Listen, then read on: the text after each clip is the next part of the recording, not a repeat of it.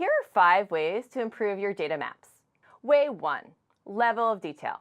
It's important to select the right data graphic for the right level of detail you want to represent in a map.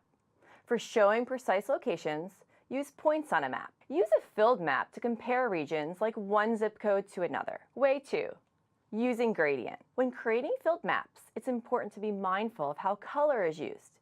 In this example, we're supposed to be looking at a map giving us regional information about a single variable. But the designers have chosen 3 distinct colors, making the visual difficult to interpret.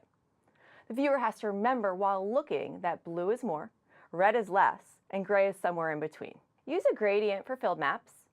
Select a single shade, like grayscale, to make comparisons between regions. Way 3. Do all maps look the same? Are you noticing every time you build a map of the US that Texas and California have the highest values?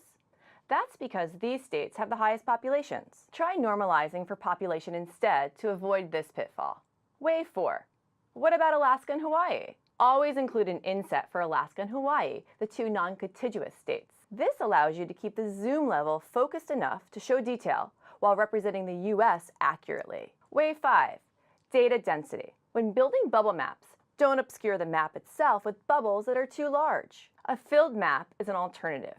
Let's review. Points are best for showing exact location, and shading is great for comparing regions.